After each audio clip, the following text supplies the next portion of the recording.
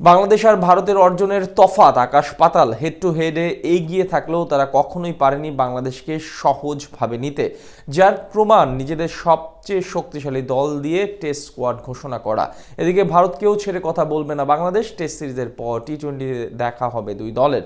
3 ম্যাচের টি-20 সিরিজের জন্য কেমন দল সাজাতে পারে বাংলাদেশ জেনে নেব প্রতিবেদনে।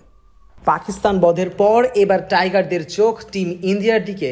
লাল বলের ক্রিকেটে এবার রোহিত বাহিনীকে হারানোর প্রতিজ্ঞা নিয়েই মাঠে নামবে শান্ত মুশফিকরা।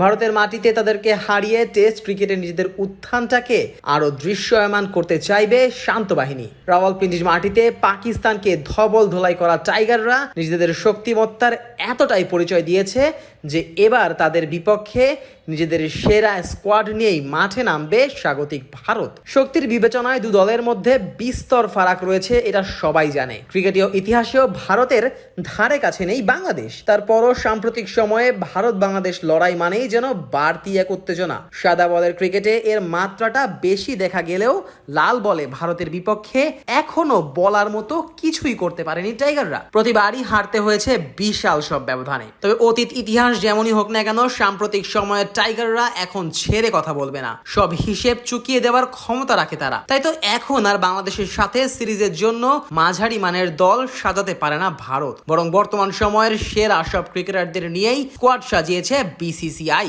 বাংলাদেশের বিপক্ষে চেন্নাইয়ের প্রথম টেস্টের জন্য দল ঘোষণা করেছে তারা। প্রায় 2 বছর পর টেস্ট দলে ফিরেছেন hard hitter batter Rishabh Pant. 2022 ডিসেম্বরে শেষ বাংলাদেশের সাথেই টেস্ট জার্সিটা গায়ে জড়িয়েছিলেন ঋষভ। এছাড়াও প্রথমবারের মতো ভারতীয় দলে জায়গা হয়েছে ঘরোয়া ক্রিকেটে দুর্দান্ত পারফর্ম করা ইয়াশ দয়ালের। আগামী 19 সেপ্টেম্বর চেন্নাইয়ের চিপাকের মাটিতে মাঠে নামবে বাংলাদেশ ও ভারত। 2 টেস্টের এই সিরিজের পরের ম্যাচ হবে 27 সেপ্টেম্বর কানপুরে। ভারত প্রথম টেস্টের জন্য দল ঘোষণা করলেও বাংলাদেশ অবশ্য এখনো তাদের স্কোয়াড ঘোষণা করেনি। এদিকে নিজেদের শক্তিমত্তার পুরোটাই ব্যবহার করার পরিকল্পনা করছে ভারত। অধিনায়ক রোহিতের পাশাপাশি ব্যাট হাতে টাইগার বোলারদের ঘুম হারাম করার জন্য প্রস্তুত আছেন বিরাট কোহলিও। টপ অর্ডারে যশস্বী জয়সওয়াল, শুভমান গিলের সক্ষমতা আছে ম্যাচ বের করে আনার। মিডল অর্ডারে লোকেশ রাহুল, সরফরাজ খান, ধ্রুব জুরেলের মতো তারকারা তো আছেনই। সাথে ঋষভ পান্ত, রবীন্দ্র জাদেজা ব্যাট হাতে দ্রুত রান তোলার কাজটাও করে ফেলতে পারবেন। ব্যাটিং এর পাশাপাশি বোলিং এও বড্ড শক্তিশালী ভারত। পেস বোলিং এ